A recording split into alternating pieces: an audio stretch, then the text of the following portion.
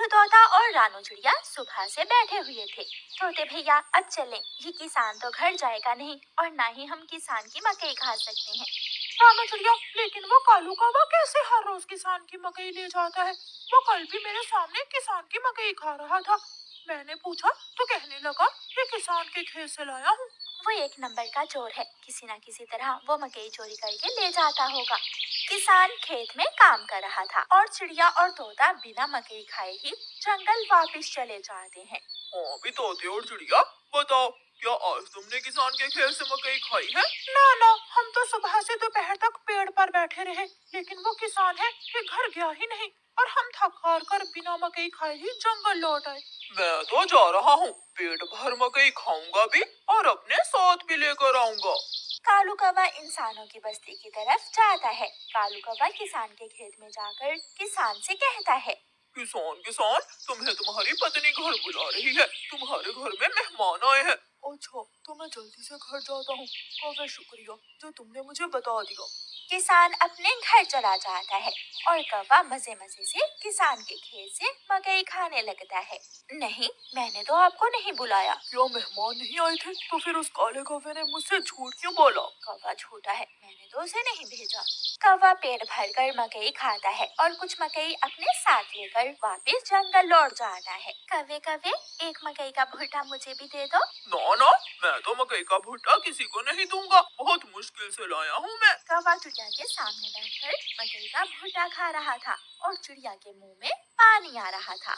दूसरे दिन कौवा फिर से किसान के खेत में जाता है और किसान से कहता है, किसान किसान, मैं अभी अभी तुम्हारे घर से आया हूँ, तुम्हारे बेटे को तेज बुखार है, जल्दी से घर जाओ। कौवे की बात सुनकर किसान घबरा जाता है और कुछ सोचे बिना अपने घर भाग जाता है और कौवा मजे से मकई खाने लगता है।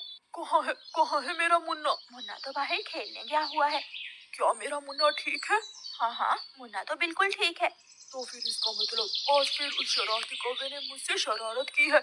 उसने मुझसे कहा कि मेरे मुन्ने को बुखार है, मैं जल्दी घर जाऊं।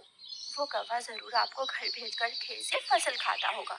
मैं कल देखूंगा वो कौवा कैसे मुझे उल्लू बनाकर मेरे खेत से मेरी फसल खाता है। कौवा जंगल जाकर बहुत खुश था। वो जो मकई अपने साथ लाया था वो तोते और कबूतर के सामने बैठकर खाता है। वाह वाह, मजा ही आ गया, ये मकई तो बहुत स्वादिष्ट है। यार कौवे, थोड़ी सी मकई मुझे भी दे दो। हाँ ठीक है, अगर तुम मेरे घर का काम कर दो तो मैं तुम्हें भी मकई दे सकता हूँ। मैं भी करूँगा, मैं भी कभी आपके घर का सारा काम करूँगा, मुझे भी मकई दे देना। ठीक है, तो फिर जल्दी से मेरे साथ आ जाओ। कौवा कबूतर और तोते को अपने घर ले जाता है। तोते, तुम जल्दी से मेरे घर की सफाई सुथराई कर दो और कबूतर तुम जल्दी से मेरे सारे बर्तन धो दो, फिर मैं तुम दोनों को मकई दूंगा। फिर कबूतर अपने काम में लग जाता है और तोता कौवे के घर की सफाई सुथराई करने लगता है। दोनों अपना अपना काम खत्म कर देते हैं। कौवे, मैंने काम कर दिया है, अब मुझे मकई दे दो। मैंने भी काम कर लिया है, मुझे भी मकई दो। कौन सी मकई? चलो भाग जाओ यहाँ से तुम दोनों, मैं तुम्हें कुछ नहीं देने वाला। तुम धोखेबाज हो, तुमने धोखे से हमसे अपना काम करवाया और अब हमें भूखे ही भेज रहे हो। कबूतर और तोता वहाँ से चले जाते हैं। कौवा हर रोज की तरह अगले दिन भी किसान को पागल बनाने के लिए किसान के खेत में चला जाता है। कौवा किसान के पास जाता है और किसान से कहता है, किसान किसान, मैं अभी अभी देख कर आया हूँ, तुम्हारी गाय जंगल की तरफ जा रही है, शायद उसकी रस्सी टूट गई होगी। मेरी गाय को तो शेर खा जाएगा। कौवे, मैं जल्दी से जाकर अपनी गाय को बचाता हूँ। किसान वहाँ से जाता है, लेकिन आज किसान थोड़ी दूर जाकर पेड़ के पीछे छुप जाता है। कौवा किसान के खेत में जाकर मकई खाने लगता है। तो ये कौवे का बच्चा इसलिए मुझे हर रोज किसी न किसी तरह खेत से भेज देता है।